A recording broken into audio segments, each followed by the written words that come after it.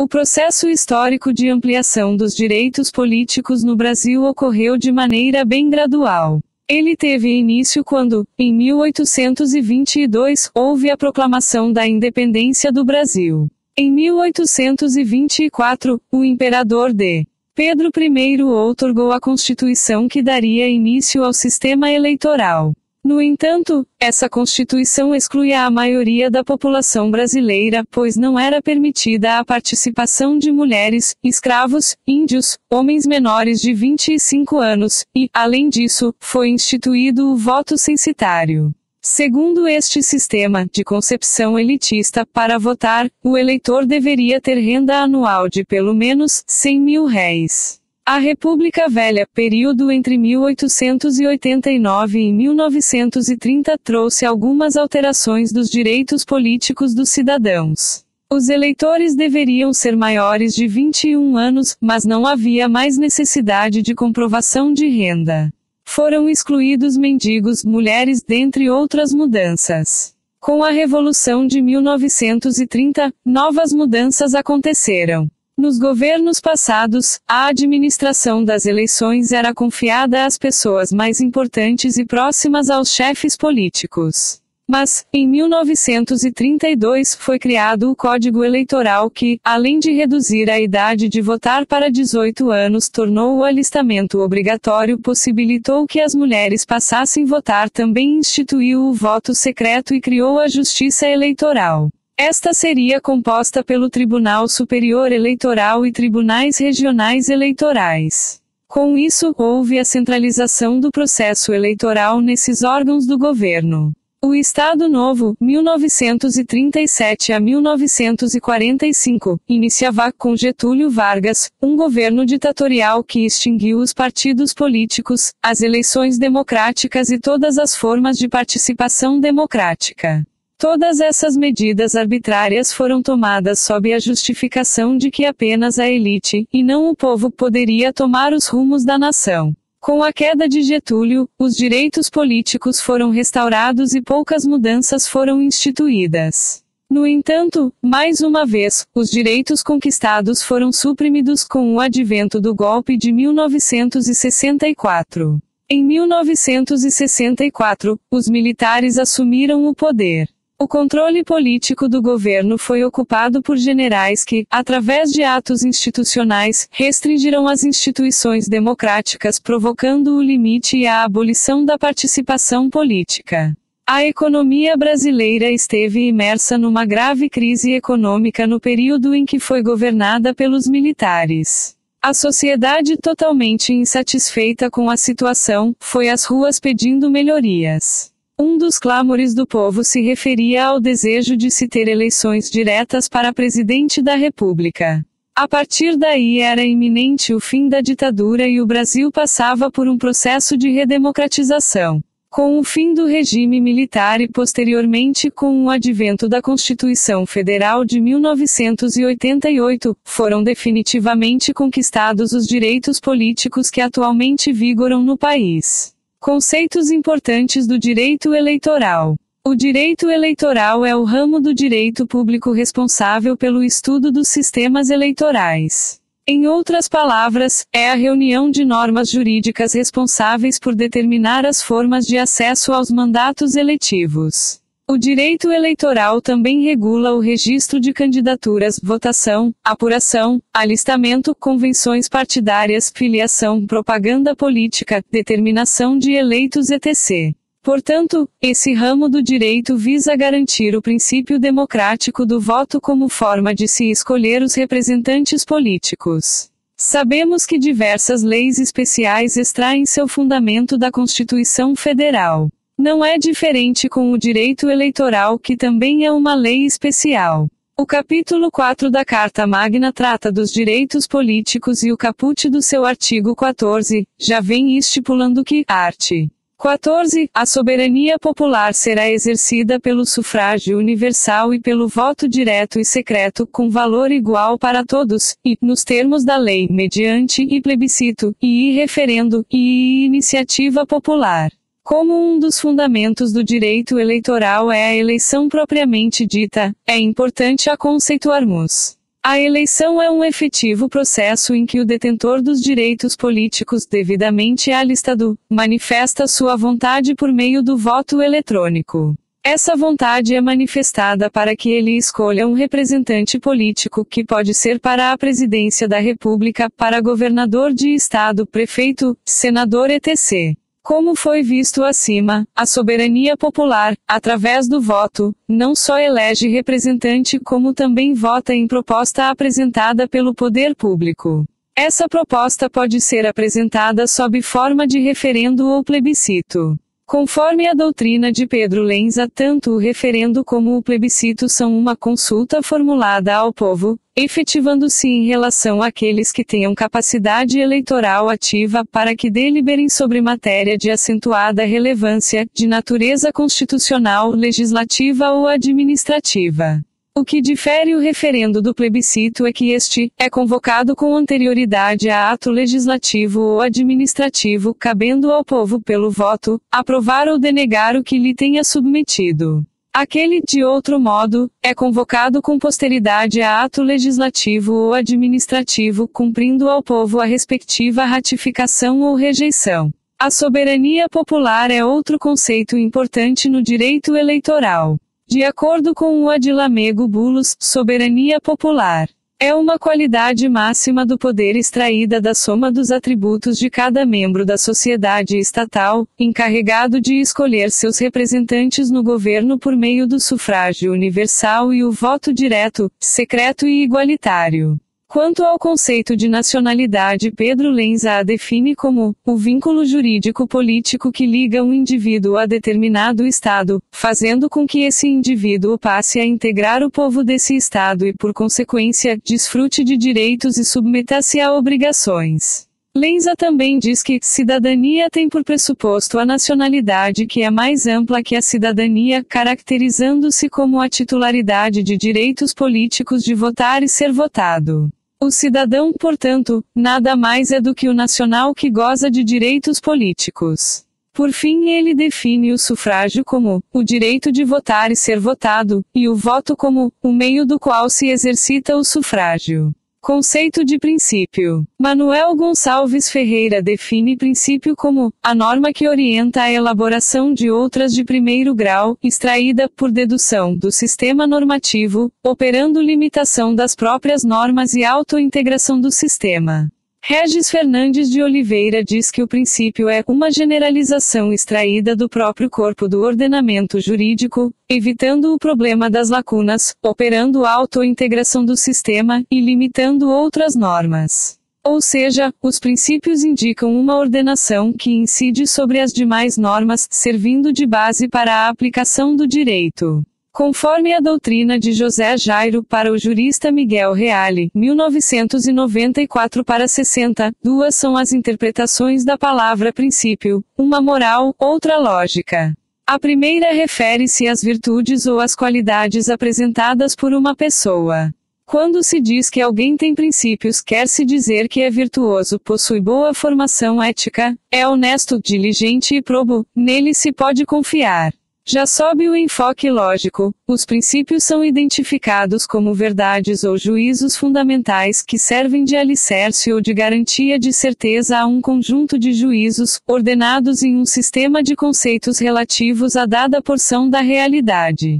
Miguel Reale afirma que, às vezes também se denominam princípios certas preposições que, apesar de não serem evidentes ou resultantes de evidências, são assumidas como fundantes da validez de um sistema particular de conhecimentos como seus pressupostos necessários. Como já dissemos anteriormente, o direito eleitoral inspirou a maioria de suas normas nos princípios da Constituição Federal. Princípio da proporcionalidade. Antes de adentrar nos princípios próprios do direito eleitoral, é importante enfatizar o princípio da proporcionalidade, pois, em se tratando de Estado democrático de direito, esse princípio se revela como um dos mais cruciais para a interpretação das normas jurídicas. Ocorre que, muitas vezes, certos princípios acabam se colidindo, gerando contradição e, consequentemente, insegurança e dúvidas quanto à aplicação mais correta a determinado caso.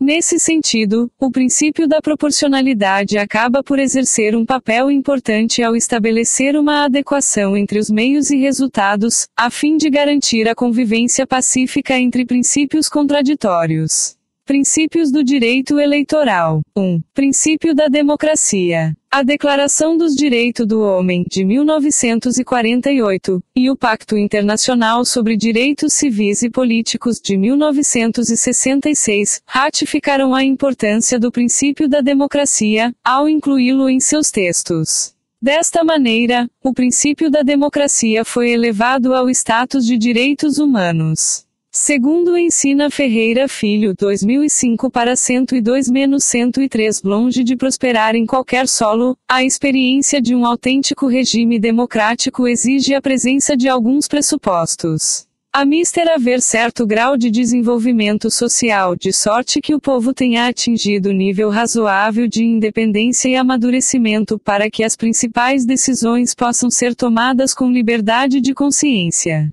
Ferreira Filho, Apud Gomes 200 p. 36. Frederick Miller 2000 para 57, 115 diz que a democracia se fundamenta na determinação normativa do tipo de convívio de um povo pelo mesmo povo. A democracia acaba por se revelar um eminente valor que foi construído ao longo da história. A própria observância do respeito à dignidade humana revela esse valor da democracia, pois se trata de um fundamento de qualquer regime democrático. Vemos então que a democracia é o governo de todos, ou seja, ela se consolida com a participação popular. Pedro Lenza diz que a democracia é classificada como democracia direta, democracia representativa e democracia semidireta ou participativa. Na democracia direta, o povo exerce por si o poder, sem intermédio, sem representantes. Na representativa, o povo soberano elege representantes, outorgando-lhes poderes para que, em nome deles e para eles, governem o país. A democracia semidireta ou participativa trata-se de um sistema híbrido, uma democracia representativa com peculiaridades e atributos da democracia direta, ou seja, é um sistema que possibilita a participação direta e um controle da sociedade sobre os atos do Estado. Portanto, não há que se falar em Estado democrático de direito sem se assegurar a tutela ao princípio da democracia. 2. Princípio federativo. Federação é a união de Estados autônomos que constituem, assim, a forma de Estado e que estão sob o manto de uma Constituição. A CF diz em seu art. 1 grau caput, a República Federativa do Brasil, formada pela união indissolúvel dos Estados e municípios e do Distrito Federal. Esse trecho já constitui o fundamento do federalismo. José Jairo diz que a Constituição de 1988 inaugurou um federalismo de tipo cooperativo. Em razão disso, não se criou um sistema de repartição vertical de competência legislativa no qual uma mesma matéria é simultaneamente atribuída, em diferentes níveis, a diferentes entes federativos, sendo, pois, a competência de tais entes concorrentes ou comum, como também se previu em espaço de competência material comum entre os entes federativos. Exemplo disso é o art. 23, no qual são arrolados os casos de competência comum, esclarecendo em seu parágrafo único que lei complementar fixará normas para a cooperação entre a União e os Estados, o Distrito Federal e os municípios, tendo em vista o equilíbrio do desenvolvimento e do bem-estar em âmbito nacional. A própria organização da justiça eleitoral é um retrato do federalismo cooperativo, pois há uma efetiva simbiose entre a União e Estados para o pleno funcionamento da justiça eleitoral. Conforme a doutrina de Carlos Mário da Silva, a justiça eleitoral é composta pelo Tribunal Superior Eleitoral, pelos tribunais regionais eleitorais, pelos juízes eleitorais e pelas juntas eleitorais, art. 118, e AIV da CF que fecha. Sua estrutura se reparte em 3 instâncias, em que a segunda aprecia os recursos da primeira, e a terceira aprecia os recursos da segunda. A composição de seus órgãos é híbrida, integrando seus quadros de juízes de outras searas da justiça, advogados e pessoas até mesmo sem formação jurídica, como os membros das juntas eleitorais. 3. Princípio da lisura das eleições. O princípio da lisura das eleições deve ser observado por todos aqueles que participam do processo eleitoral. Seja o Ministério Público, a Justiça Eleitoral, os partidos políticos ou candidatos. Esse princípio pode ser classificado como expresso, pois a Lei Complementar N. Grau 64, de 1990, diz em seu artigo 23, o Tribunal formará a sua convicção pela livre apreciação dos fatos públicos e notórios, dos indícios e das presunções e prova produzida, atentando para as circunstâncias ou fatos, ainda que não alegados pelas partes, mas que preservem o interesse público da lisura eleitoral. Através da leitura do artigo acima já podemos ter uma noção do que se trata o princípio da lisura das eleições. O artigo 1 grau da Constituição Federal diz, em seu parágrafo único, que todo poder emana do povo que o exerce por meio de seus representantes eleitos ou diretamente, nos termos desta Constituição. Portanto, todas as formas de se cometer ilegalidades numa eleição, atingem a soberania popular e o princípio da lisura. O artigo 14 da CF, em seu 9º, também reforça esse princípio. Lei complementar estabelecerá outros casos de inelegibilidade e os prazos de sua cessação, a fim de proteger a probidade administrativa, a moralidade para o exercício do mandato, considerada a vida pregressa do candidato, a moralidade e a legitimidade das eleições contra a influência de poder econômico ou abuso do exercício de função, cargo ou emprego na administração direta ou indireta. 4. Princípio do aproveitamento do voto. O princípio indúbio pro réu do direito penal pode servir de comparação quando se vai falar sobre o princípio do aproveitamento do voto que vigora no direito eleitoral. Neste, o princípio pode ser classificado como indúbio pro voto. O art. 219 do Código Eleitoral diz que, na aplicação da lei eleitoral, o juiz atenderá sempre aos fins e resultados a que ela se dirige, abstendo-se de pronunciar nulidade sem demonstração de prejuízo. Também, o art. 149 do Código Eleitoral estabelece que não será admitido recurso contra a votação, se não tiver havido impugnação perante a mesa receptora, no ato da votação contra as nulidades arguidas. Portanto, podemos perceber que, além de se relacionar com o princípio da lisura das eleições, o princípio do aproveitamento do voto visa evitar a nulidade dos votos quando for possível separar os votos nulos daqueles que não foram fraudados. 5. Princípio da celeridade. O princípio da celeridade dispõe que as decisões eleitorais devem ocorrer de maneira ágil. O Código Eleitoral, em seu artigo 257, serve como norte da interpretação desse princípio. O texto do artigo diz: a execução de qualquer acórdão será feita imediatamente, através de comunicação por ofício telegrama, ou, em casos especiais, a critério do presidente do tribunal, através de cópia do acórdão. 6. Princípio da duração razoável do processo e perda do mandato eletivo. Um ano é o período que a lei estipula para que ocorra julgamento, desde a propositura da ação até o resultado final. Esse prazo foi estabelecido após se constatar situações em que o eleito exercia todo o seu mandato sem que a ação proposta contra ele tivesse sido julgada. O texto legal que se relaciona com esse princípio está elencado no art. 97 do Código Eleitoral, art. 97A. Nos termos do inciso LXXVII do art. 5 graus da Constituição Federal, considera-se duração razoável do processo que possa resultar em perda do mandato eletivo o período máximo de um ano contado da sua apresentação à Justiça Eleitoral. 1 grau. A duração do processo de que trata o caput abrange a tramitação em todas as instâncias da Justiça Eleitoral. 7. Princípio da devolutividade dos recursos. O Código Eleitoral estabelece que os recursos eleitorais possuem efeito devolutivo não suspensivo. O artigo 216 do C diz: enquanto o Tribunal Superior não decidir o recurso interposto contra a expedição do diploma, poderá o diplomado exercer mandato em toda a sua plenitude. O art. 15 da LC 6490-avos também dispõe: o registro de candidatura inelegível só será cancelado após o trânsito em julgado da decisão, ou seja, enquanto pender recurso do candidato, este poderá participar do pleito e até ser diplomado, se eleito. 8. Princípio da anualidade. O princípio da anualidade é um princípio constitucional previsto no art. 16 da Carta Magna. A lei que estabelecer o processo eleitoral entrará em vigor na data de sua publicação, não se aplicando à eleição que ocorra até um ano da data de sua vigência. Portanto, a lei que alterar o processo eleitoral, seja o alistamento, votação, apuração ou diplomação conforme o texto constitucional lido acima, deverá obedecer ao período de um ano, anterior à data prevista para a eleição.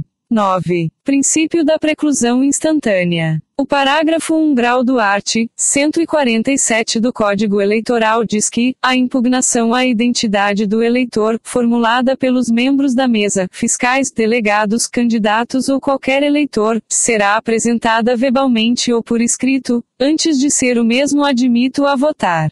Também o art. 149 elucida que não será admito recurso contra a votação, se não tiver havido impugnação perante a mesa receptora, no ato da votação contra as nulidades arguidas. Nessa mesma linhagem, o art.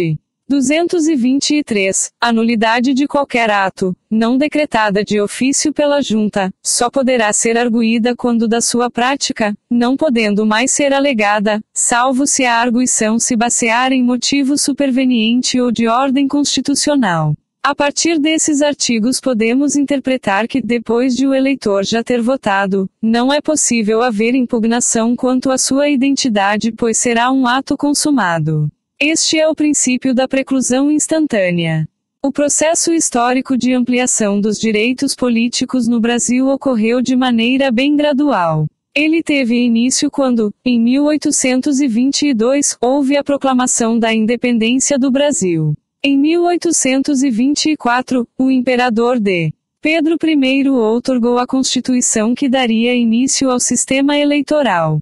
No entanto, essa Constituição excluía a maioria da população brasileira, pois não era permitida a participação de mulheres, escravos, índios, homens menores de 25 anos, e, além disso, foi instituído o voto censitário. Segundo este sistema, de concepção elitista, para votar, o eleitor deveria ter renda anual de pelo menos R$100.000. A República Velha, período entre 1889 e 1930, trouxe algumas alterações dos direitos políticos dos cidadãos. Os eleitores deveriam ser maiores de 21 anos, mas não havia mais necessidade de comprovação de renda.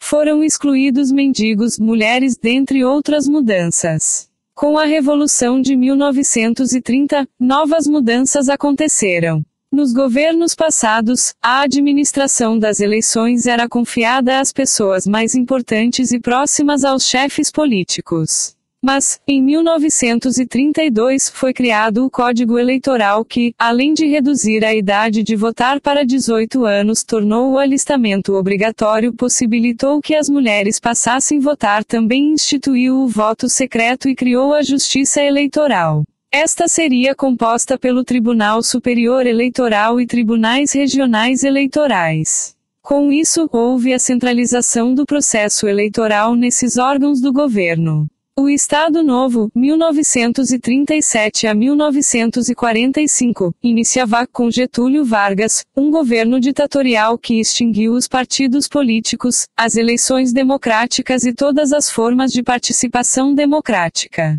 Todas essas medidas arbitrárias foram tomadas sob a justificação de que apenas a elite, e não o povo, poderia tomar os rumos da nação. Com a queda de Getúlio, os direitos políticos foram restaurados e poucas mudanças foram instituídas. No entanto, mais uma vez, os direitos conquistados foram suprimidos com o advento do golpe de 1964. Em 1964, os militares assumiram o poder.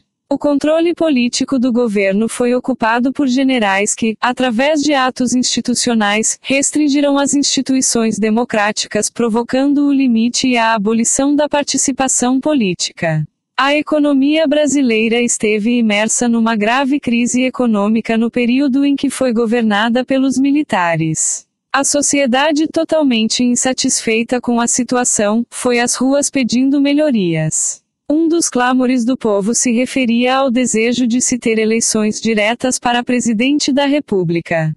A partir daí era iminente o fim da ditadura e o Brasil passava por um processo de redemocratização. Com o fim do regime militar e posteriormente com o advento da Constituição Federal de 1988, foram definitivamente conquistados os direitos políticos que atualmente vigoram no país. Conceitos importantes do direito eleitoral. O direito eleitoral é o ramo do direito público responsável pelo estudo dos sistemas eleitorais. Em outras palavras, é a reunião de normas jurídicas responsáveis por determinar as formas de acesso aos mandatos eletivos. O direito eleitoral também regula o registro de candidaturas, votação, apuração, alistamento, convenções partidárias, filiação, propaganda política, determinação de eleitos etc. Portanto, esse ramo do direito visa garantir o princípio democrático do voto como forma de se escolher os representantes políticos. Sabemos que diversas leis especiais extraem seu fundamento da Constituição Federal. Não é diferente com o direito eleitoral, que também é uma lei especial. O capítulo 4 da Carta Magna trata dos direitos políticos e o caput do seu artigo 14, já vem estipulando que, art. 14. A soberania popular será exercida pelo sufrágio universal e pelo voto direto e secreto, com valor igual para todos, e, nos termos da lei, mediante e plebiscito, e referendo, e iniciativa popular. Como um dos fundamentos do direito eleitoral é a eleição propriamente dita, é importante a conceituarmos. A eleição é um efetivo processo em que o detentor dos direitos políticos devidamente alistado, manifesta sua vontade por meio do voto eletrônico. Essa vontade é manifestada para que ele escolha um representante político, que pode ser para a presidência da República, para governador de estado, prefeito, senador etc. Como foi visto acima, a soberania popular, através do voto, não só elege representante como também vota em proposta apresentada pelo poder público. Essa proposta pode ser apresentada sob forma de referendo ou plebiscito. Conforme a doutrina de Pedro Lenza, tanto o referendo como o plebiscito são uma consulta formulada ao povo, efetivando-se em relação àqueles que tenham capacidade eleitoral ativa para que deliberem sobre matéria de acentuada relevância, de natureza constitucional, legislativa ou administrativa. O que difere o referendo do plebiscito é que este é convocado com anterioridade a ato legislativo ou administrativo, cabendo ao povo, pelo voto, aprovar ou denegar o que lhe tenha submetido. Aquele, de outro modo, é convocado com posteridade a ato legislativo ou administrativo, cumprindo ao povo a respectiva ratificação ou rejeição. A soberania popular é outro conceito importante no direito eleitoral. De acordo com o Adilamego Bulos, soberania popular é uma qualidade máxima do poder extraída da soma dos atributos de cada membro da sociedade estatal, encarregado de escolher seus representantes no governo por meio do sufrágio universal e o voto direto, secreto e igualitário.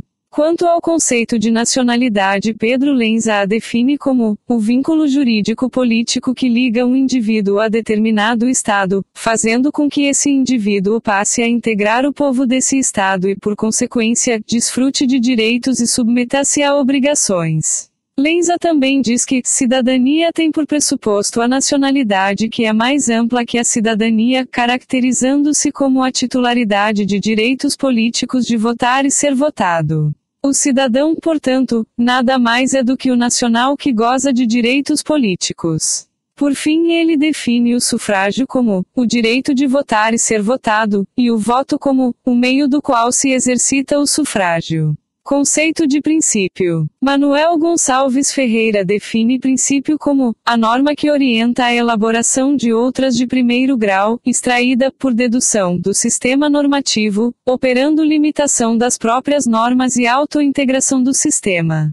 Regis Fernandes de Oliveira diz que o princípio é uma generalização extraída do próprio corpo do ordenamento jurídico, evitando o problema das lacunas, operando autointegração do sistema e limitando outras normas. Ou seja, os princípios indicam uma ordenação que incide sobre as demais normas, servindo de base para a aplicação do direito.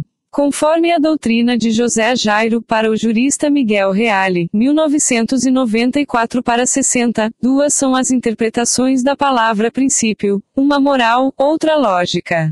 A primeira refere-se às virtudes ou às qualidades apresentadas por uma pessoa. Quando se diz que alguém tem princípios, quer-se dizer que é virtuoso, possui boa formação ética, é honesto, diligente e probo, nele se pode confiar. Já sob o enfoque lógico, os princípios são identificados como verdades ou juízos fundamentais que servem de alicerce ou de garantia de certeza a um conjunto de juízos, ordenados em um sistema de conceitos relativos a dada porção da realidade. Miguel Reale afirma que, às vezes também se denominam princípios certas preposições que, apesar de não serem evidentes ou resultantes de evidências, são assumidas como fundantes da validez de um sistema particular de conhecimentos como seus pressupostos necessários. Como já dissemos anteriormente, o direito eleitoral inspirou a maioria de suas normas nos princípios da Constituição Federal. Princípio da proporcionalidade. Antes de adentrar nos princípios próprios do direito eleitoral, é importante enfatizar o princípio da proporcionalidade, pois, em se tratando de Estado democrático de direito, esse princípio se revela como um dos mais cruciais para a interpretação das normas jurídicas.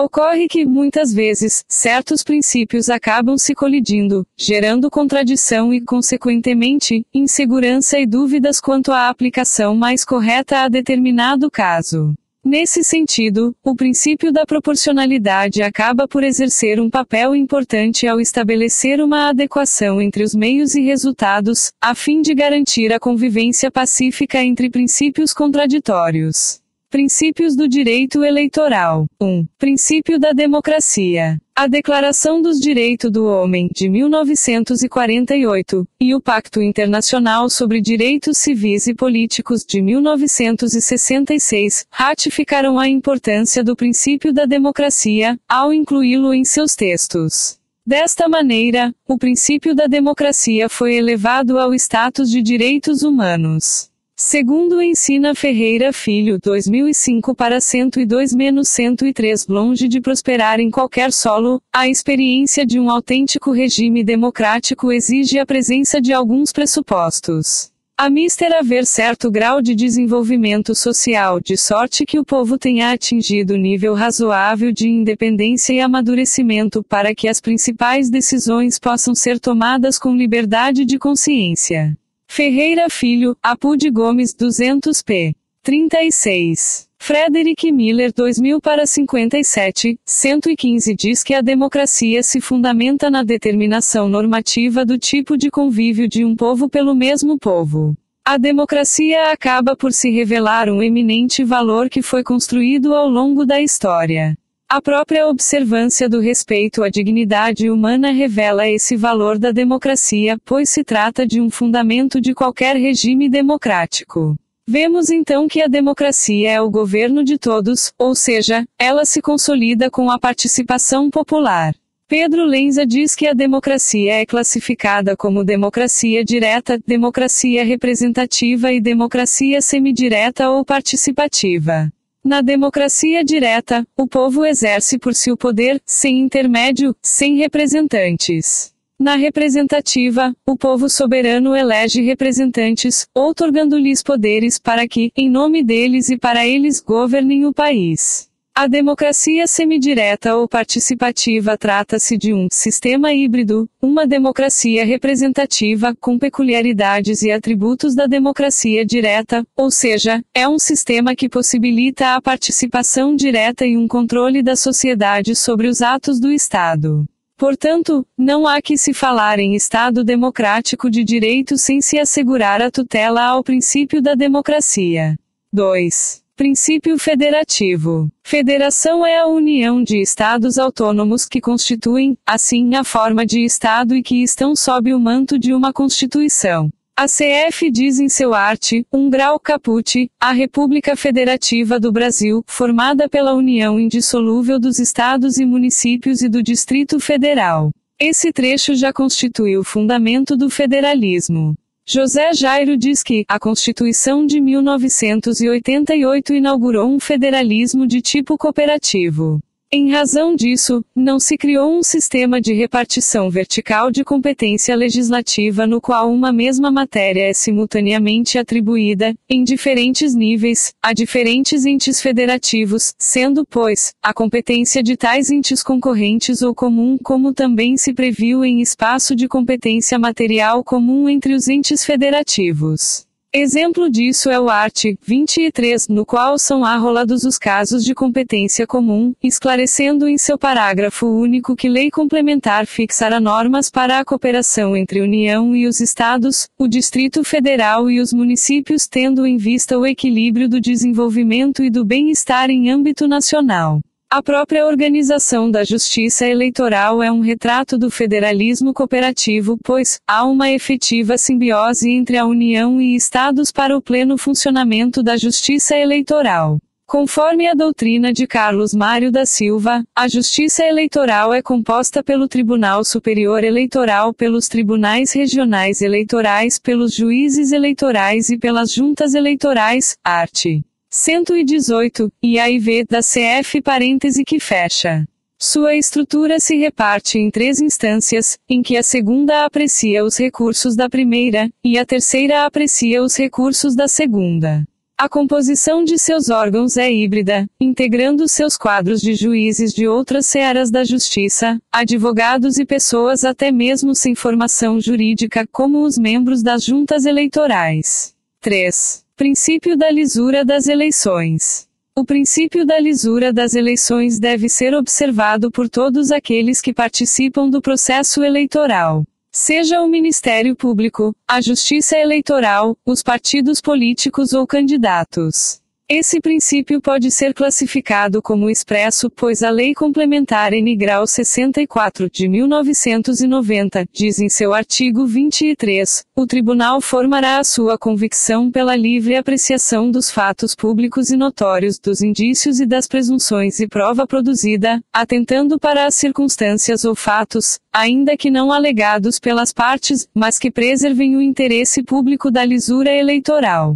Através da leitura do artigo acima já podemos ter uma noção do que se trata o princípio da lisura das eleições. O artigo 1 grau da Constituição Federal diz, em seu parágrafo único, que todo poder emana do povo que o exerce por meio de seus representantes eleitos ou diretamente, nos termos desta Constituição. Portanto, todas as formas de se cometer ilegalidades numa eleição, atingem a soberania popular e o princípio da lisura.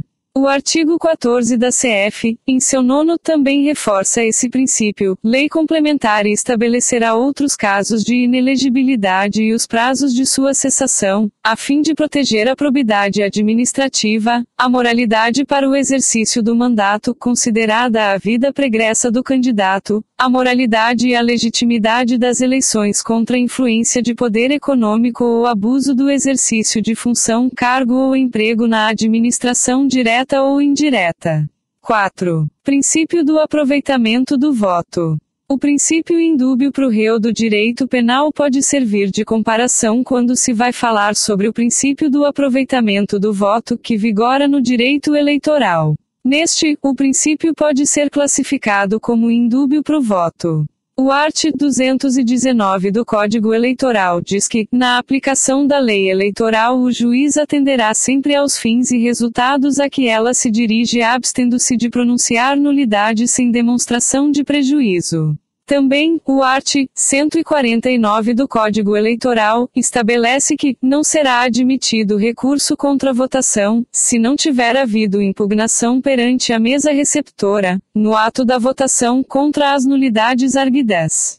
Portanto, podemos perceber que, além de se relacionar com o princípio da lisura das eleições, o princípio do aproveitamento do voto visa evitar a nulidade dos votos quando for possível separar os votos nulos daqueles que não foram fraudados. 5. Princípio da celeridade. O princípio da celeridade dispõe que as decisões eleitorais devem ocorrer de maneira ágil. O Código Eleitoral, em seu artigo 257, serve como norte da interpretação desse princípio. O texto do artigo diz: a execução de qualquer acórdão será feita imediatamente, através de comunicação por ofício telegrama, ou, em casos especiais, a critério do presidente do tribunal, através de cópia do acórdão. 6. Princípio da duração razoável do processo e perda do mandato eletivo.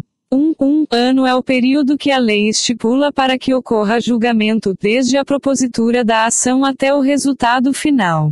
Esse prazo foi estabelecido após se constatar situações em que o eleito exercia todo o seu mandato sem que a ação proposta contra ele tivesse sido julgada. O texto legal que se relaciona com esse princípio está elencado no art. 97 do Código Eleitoral, art.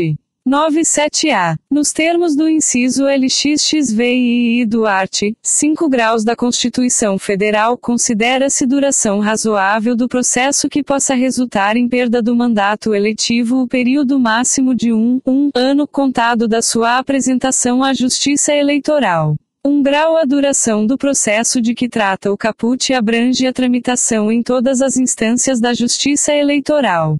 7. Princípio da DEVOLUTIV e DADE dos recursos. O Código Eleitoral estabelece que os recursos eleitorais possuem efeito devolutivo não suspensivo. O artigo 216 do C diz: enquanto o Tribunal Superior não decidir o recurso interposto contra a expedição do diploma, poderá o diplomado exercer mandato em toda a sua plenitude. O art. 15 da LC 6490-avos também dispõe: o registro de candidatura inelegível só será cancelado após o trânsito em julgado da decisão, ou seja, enquanto pender recurso do candidato, este poderá participar do pleito e até ser diplomado, se eleito. 8. Princípio da anualidade. O princípio da anualidade é um princípio constitucional previsto no art. 16 da Carta Magna. A lei que estabelecer o processo eleitoral entrará em vigor na data de sua publicação, não se aplicando à eleição que ocorra até um ano da data de sua vigência. Portanto, a lei que alterar o processo eleitoral, seja o alistamento, votação, apuração ou diplomação, conforme o texto constitucional lido acima, deverá obedecer ao período de um ano, anterior à data prevista para a eleição. 9. Princípio da preclusão instantânea. O parágrafo 1 grau do art. 147 do Código Eleitoral diz que a impugnação à identidade do eleitor, formulada pelos membros da mesa, fiscais, delegados, candidatos ou qualquer eleitor, será apresentada verbalmente ou por escrito, antes de ser o mesmo admito a votar. Também o art. 149 elucida que não será admito recurso contra a votação, se não tiver havido impugnação perante a mesa receptora, no ato da votação contra as nulidades arguidas. Nessa mesma linhagem, o art. 223, a nulidade de qualquer ato, não decretada de ofício pela Junta, só poderá ser arguída quando da sua prática, não podendo mais ser alegada, salvo se a arguição se basear em motivo superveniente ou de ordem constitucional. A partir desses artigos podemos interpretar que, depois de o eleitor já ter votado, não é possível haver impugnação quanto à sua identidade, pois será um ato consumado. Este é o princípio da preclusão instantânea. O processo histórico de ampliação dos direitos políticos no Brasil ocorreu de maneira bem gradual. Ele teve início quando, em 1822, houve a proclamação da independência do Brasil. Em 1824, o imperador D. Pedro I outorgou a Constituição que daria início ao sistema eleitoral. No entanto, essa Constituição excluía a maioria da população brasileira, pois não era permitida a participação de mulheres, escravos, índios, homens menores de 25 anos, e, além disso, foi instituído o voto censitário. Segundo este sistema de concepção elitista, para votar, o eleitor deveria ter renda anual de pelo menos R$100.000. A República Velha, período entre 1889 e 1930, trouxe algumas alterações dos direitos políticos dos cidadãos. Os eleitores deveriam ser maiores de 21 anos, mas não havia mais necessidade de comprovação de renda. Foram excluídos mendigos, mulheres, dentre outras mudanças. Com a Revolução de 1930, novas mudanças aconteceram. Nos governos passados, a administração das eleições era confiada às pessoas mais importantes e próximas aos chefes políticos. Mas, em 1932, foi criado o Código Eleitoral que, além de reduzir a idade de votar para 18 anos, tornou o alistamento obrigatório, possibilitou que as mulheres passassem a votar, também instituiu o voto secreto e criou a Justiça Eleitoral. Esta seria composta pelo Tribunal Superior Eleitoral e tribunais regionais eleitorais. Com isso, houve a centralização do processo eleitoral nesses órgãos do governo. O Estado Novo, 1937 a 1945, iniciava, com Getúlio Vargas, um governo ditatorial que extinguiu os partidos políticos, as eleições democráticas e todas as formas de participação democrática. Todas essas medidas arbitrárias foram tomadas sob a justificação de que apenas a elite, e não o povo, poderia tomar os rumos da nação. Com a queda de Getúlio, os direitos políticos foram restaurados e poucas mudanças foram instituídas. No entanto, mais uma vez, os direitos conquistados foram suprimidos com o advento do golpe de 1964. Em 1964, os militares assumiram o poder. O controle político do governo foi ocupado por generais que, através de atos institucionais, restringiram as instituições democráticas, provocando o limite e a abolição da participação política.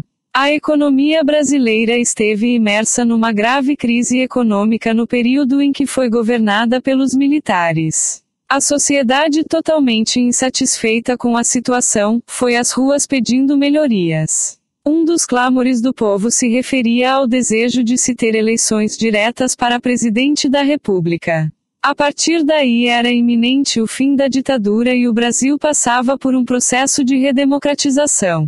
Com o fim do regime militar e posteriormente com o advento da Constituição Federal de 1988, foram definitivamente conquistados os direitos políticos que atualmente vigoram no país. Conceitos importantes do direito eleitoral. O direito eleitoral é o ramo do direito público responsável pelo estudo dos sistemas eleitorais. Em outras palavras, é a reunião de normas jurídicas responsáveis por determinar as formas de acesso aos mandatos eletivos. O direito eleitoral também regula o registro de candidaturas, votação, apuração, alistamento, convenções partidárias, filiação, propaganda política, determinação de eleitos etc. Portanto, esse ramo do direito visa garantir o princípio democrático do voto como forma de se escolher os representantes políticos. Sabemos que diversas leis especiais extraem seu fundamento da Constituição Federal. Não é diferente com o direito eleitoral, que também é uma lei especial. O capítulo 4 da Carta Magna trata dos direitos políticos e o caput do seu artigo 14, já vem estipulando que, art. 14, a soberania popular será exercida pelo sufrágio universal e pelo voto direto e secreto, com valor igual para todos, e, nos termos da lei, mediante e plebiscito, e referendo, e iniciativa popular. Como um dos fundamentos do direito eleitoral é a eleição propriamente dita, é importante a conceituarmos. A eleição é um efetivo processo em que o detentor dos direitos políticos devidamente alistado, manifesta sua vontade por meio do voto eletrônico. Essa vontade é manifestada para que ele escolha um representante político que pode ser para a presidência da República, para governador de estado, prefeito, senador etc. Como foi visto acima, a soberania popular, através do voto, não só elege representante como também vota em proposta apresentada pelo poder público. Essa proposta pode ser apresentada sob forma de referendo ou plebiscito. Conforme a doutrina de Pedro Lenza, tanto o referendo como o plebiscito são uma consulta formulada ao povo, efetivando-se em relação àqueles que tenham capacidade eleitoral ativa para que deliberem sobre matéria de acentuada relevância, de natureza constitucional, legislativa ou administrativa. O que difere o referendo do plebiscito é que este é convocado com anterioridade a ato legislativo ou administrativo, cabendo ao povo pelo voto, aprovar ou denegar o que lhe tenha submetido. Aquele, de outro modo, é convocado com posteridade a ato legislativo ou administrativo, cumprindo ao povo a respectiva ratificação ou rejeição. A soberania popular é outro conceito importante no direito eleitoral. De acordo com o Adilamego Bulos, soberania popular é uma qualidade máxima do poder extraída da soma dos atributos de cada membro da sociedade estatal, encarregado de escolher seus representantes no governo por meio do sufrágio universal e o voto direto, secreto e igualitário. Quanto ao conceito de nacionalidade, Pedro Lenza a define como o vínculo jurídico-político que liga um indivíduo a determinado Estado, fazendo com que esse indivíduo passe a integrar o povo desse Estado e, por consequência, desfrute de direitos e submeta-se a obrigações. Lenza também diz que cidadania tem por pressuposto a nacionalidade que é mais ampla que a cidadania, caracterizando-se como a titularidade de direitos políticos de votar e ser votado. O cidadão, portanto, nada mais é do que o nacional que goza de direitos políticos. Por fim, ele define o sufrágio como o direito de votar e ser votado, e o voto como o meio do qual se exercita o sufrágio. Conceito de princípio. Manuel Gonçalves Ferreira define princípio como a norma que orienta a elaboração de outras de primeiro grau, extraída, por dedução, do sistema normativo, operando limitação das próprias normas e autointegração do sistema.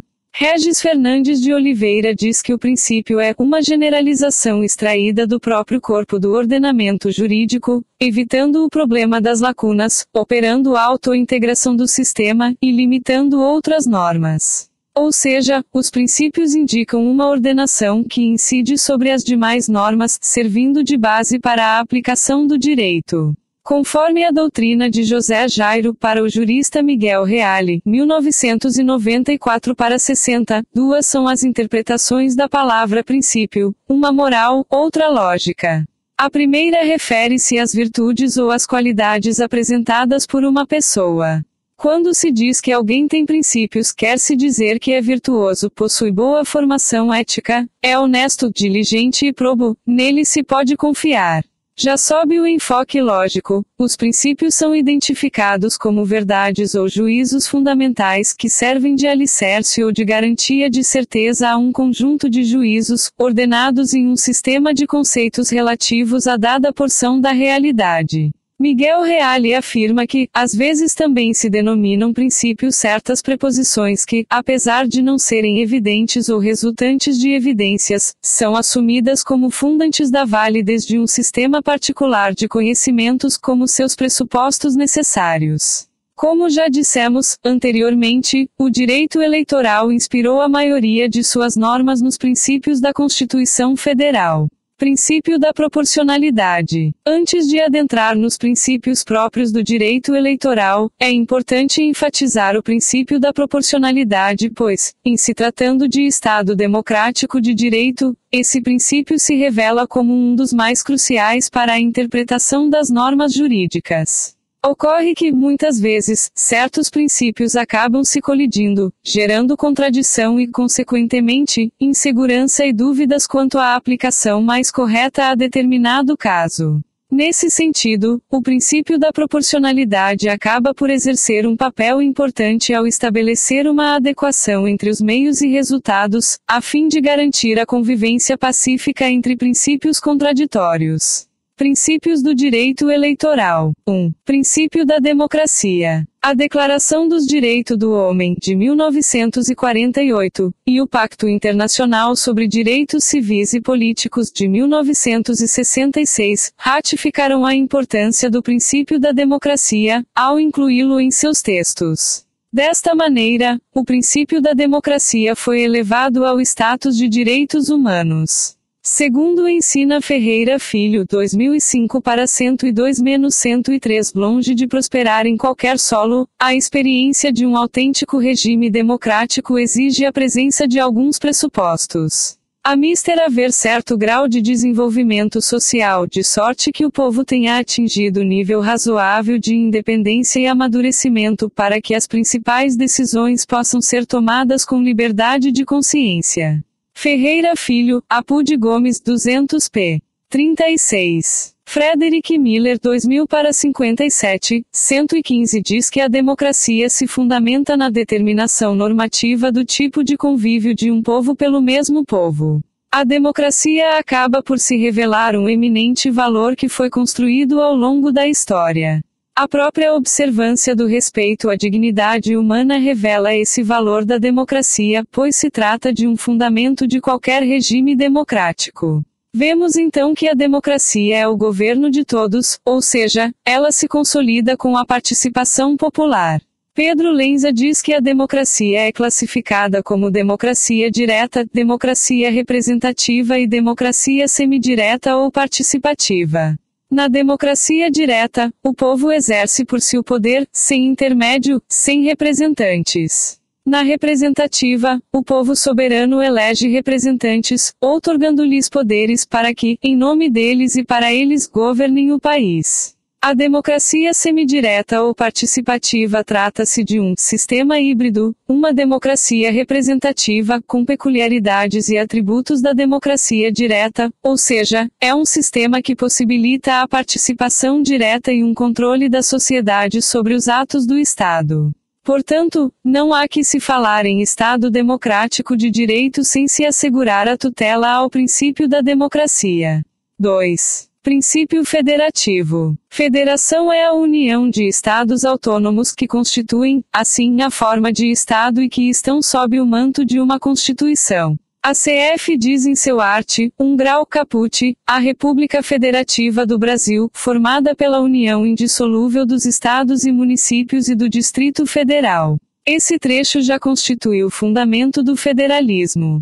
José Jairo diz que a Constituição de 1988 inaugurou um federalismo de tipo cooperativo. Em razão disso, não se criou um sistema de repartição vertical de competência legislativa no qual uma mesma matéria é simultaneamente atribuída, em diferentes níveis, a diferentes entes federativos, sendo, pois, a competência de tais entes concorrentes ou comum, como também se previu em espaço de competência material comum entre os entes federativos. Exemplo disso é o art. 23, no qual são arrolados os casos de competência comum, esclarecendo em seu parágrafo único que lei complementar fixará normas para a cooperação entre a União e os Estados, o Distrito Federal e os municípios, tendo em vista o equilíbrio do desenvolvimento e do bem-estar em âmbito nacional. A própria organização da justiça eleitoral é um retrato do federalismo cooperativo, pois há uma efetiva simbiose entre a União e Estados para o pleno funcionamento da justiça eleitoral. Conforme a doutrina de Carlos Mário da Silva, a justiça eleitoral é composta pelo Tribunal Superior Eleitoral, pelos tribunais regionais eleitorais, pelos juízes eleitorais e pelas juntas eleitorais, art. 118, e AIV da CF que fecha. Sua estrutura se reparte em 3 instâncias, em que a segunda aprecia os recursos da primeira, e a terceira aprecia os recursos da segunda. A composição de seus órgãos é híbrida, integrando seus quadros de juízes de outras searas da justiça, advogados e pessoas até mesmo sem formação jurídica, como os membros das juntas eleitorais. 3. Princípio da lisura das eleições. O princípio da lisura das eleições deve ser observado por todos aqueles que participam do processo eleitoral. Seja o Ministério Público, a Justiça Eleitoral, os partidos políticos ou candidatos. Esse princípio pode ser classificado como expresso, pois a Lei Complementar N. Grau 64, de 1990, diz em seu artigo 23, o Tribunal formará a sua convicção pela livre apreciação dos fatos públicos e notórios, dos indícios e das presunções e prova produzida, atentando para as circunstâncias ou fatos, ainda que não alegados pelas partes, mas que preservem o interesse público da lisura eleitoral. Através da leitura do artigo acima já podemos ter uma noção do que se trata o princípio da lisura das eleições. O artigo 1 grau da Constituição Federal diz, em seu parágrafo único, que todo poder emana do povo que o exerce por meio de seus representantes eleitos.